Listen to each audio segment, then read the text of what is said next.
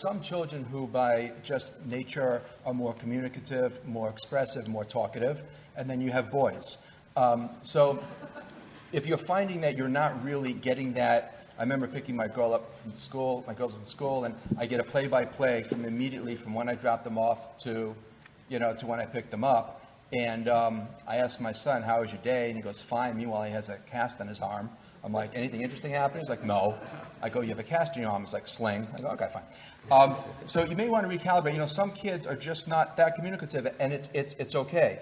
But even that notwithstanding, I encourage parents to be mindful of just how critical they can be, meaning they don't necessarily mean to criticize, but there are some kids who, when they come out of their shell, come out of their room, and they try to connect, regardless of the exterior or the bravado that they may present, they're very vulnerable. And I've seen parents, there's like, why doesn't he want to talk to me? Meanwhile, the kid says anything, and the parent instantly either says something sarcastic or shoots him down. And the parent doesn't mean to do that, but to the child who's maybe very sensitive, and some kids are super sensitive. The kind of kid you say, can you please pass the salt? It's like, why are you screaming at me?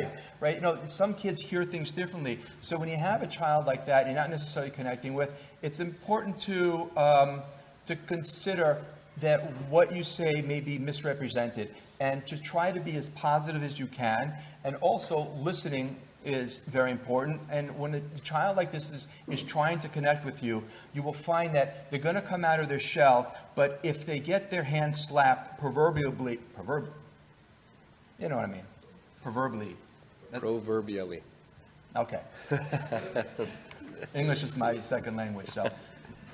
Then, they're going to not come back. They're going to retreat, not come out again. So really listening, and listening means that you're not just nodding and going along with emotions, but any interruption, certainly with a cell phone or a call, or someone comes into the room, it's right now I'm talking to so-and-so, you will find, and this I do believe that this lady will find that she can reestablish a connection. Again, first make sure you're calibrating your expectations right, but be positive in the conversation, and when the child is talking, really listen.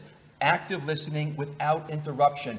Everyone, as the rabbi said, we're wired to connect. We want to connect with our parents in particular, but if we feel like that connection is short-circuited, we're going to retreat back, particularly a child who's not that communicative and expressive. So try to be as positive as you can, and any interruption, mitigate. Someone comes into the room, I'm sorry, right now I'm talking to Shlomi, right now this conversation, everything else has to wait.